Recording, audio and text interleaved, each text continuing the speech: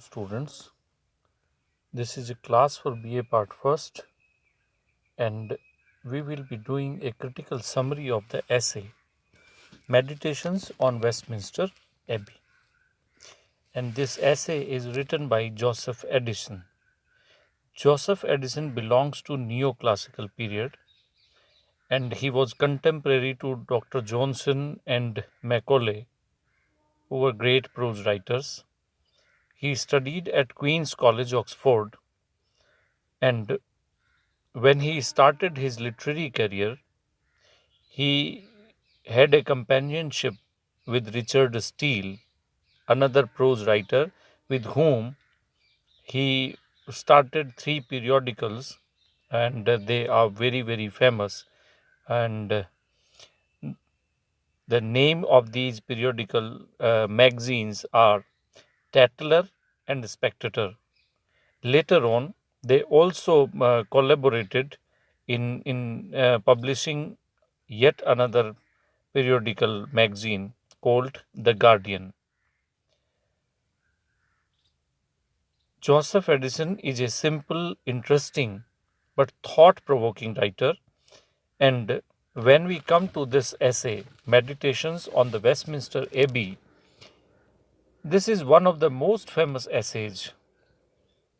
And he describes his cogitations or meditations while he was in a serious mood on one evening and he visited this royal church, Westminster Abbey.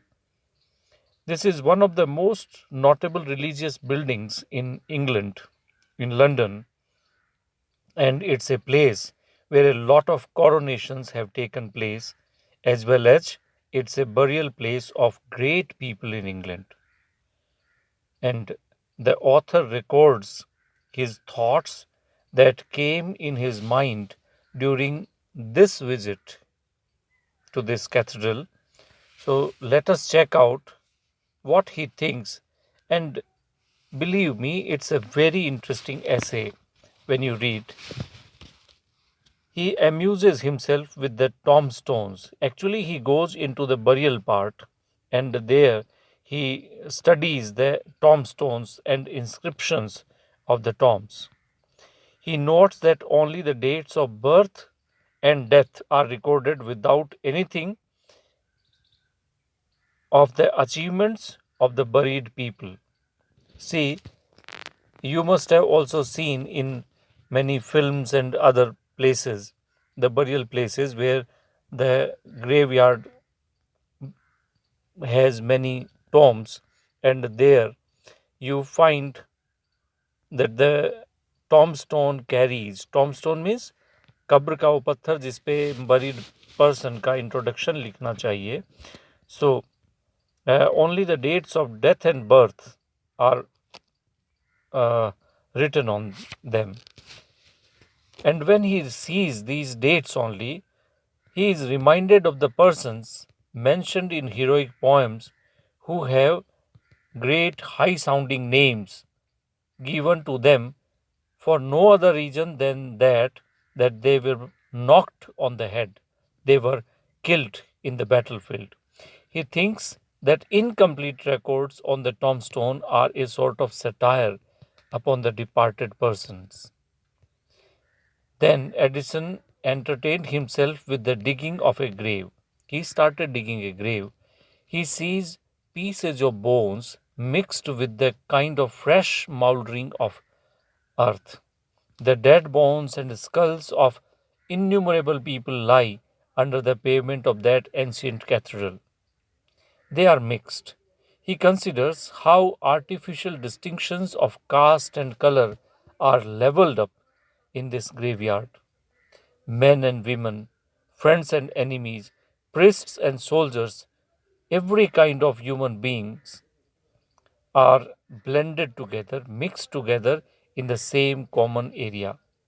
After surveying the tombs, Addison examines the inscriptions very closely and he finds many extravagant epitaphs. Epitaph किसको कहते हैं? शिलालेख जो होता है मृत्यु के ऊपर जो लिखा जाता है टॉम्बस्टोन पे किसी डिपार्टेड पर्सन के बारे में, that is टॉम्बस्टोन.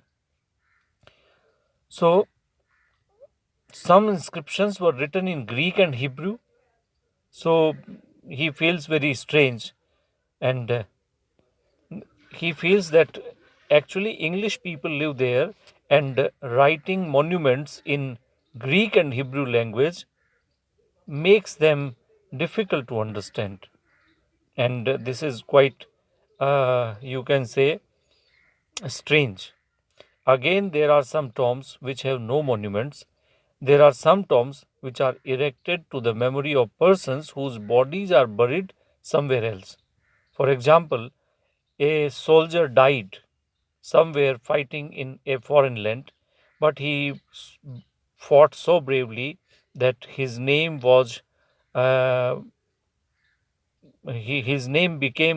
a became an inspiration to the other soldiers.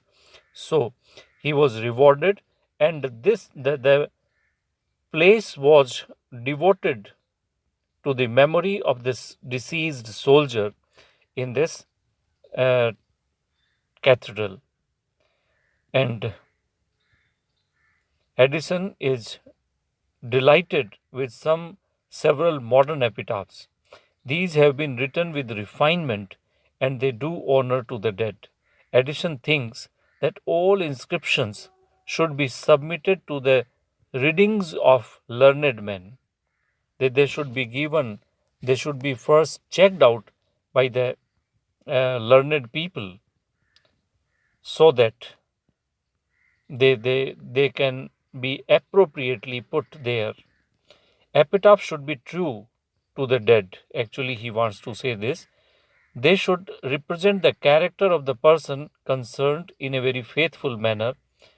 And he quotes one example. He says, Sir Cloudsley Shovel's monument gives Addison great offence. He says, Sir Shovel is represented by the figure of a beau. Beau is a young dashing gentleman, instead of the brave, rough English admiral that he was. Actually, Sir Shovel was a great admiral. He fought many battles and he was very brave. But the monument bears his uh, statue like that of a beau, which does not suit to his character. So it is very offensive to Addison. The Dutch appear to him better than the English in this respect. He, in a comparative way, he wants to say that Dutch people do greater honor than the English people to their departed heroes. Addison derives lesson of morality from the graves. He is filled with melancholy, sadness, and solemn thoughts and recollections. He feels greatly enriched by his visit. Every emotion of envy dies in him. He sees the vanity of grieving for those we are very soon to follow. We will also become one of them very soon when we die. He reflects with sorrow and astonishment on the little competitions, factions, debates of mankind. When he sees the dates on the tombs of some that died yesterday and some 600 years ago, he thinks that the great day when all shall be contemporaries, he wants to indicate the judgment's day. We will make our appearance together on that day, and then everyone will be living and we will become contemporaries. And we should prepare ourselves for that day, he says. That's all for this essay. It's a very interesting piece. You must go through this essay, and if you have any kind of difficulty, you can call me, you can talk to me. Thank you.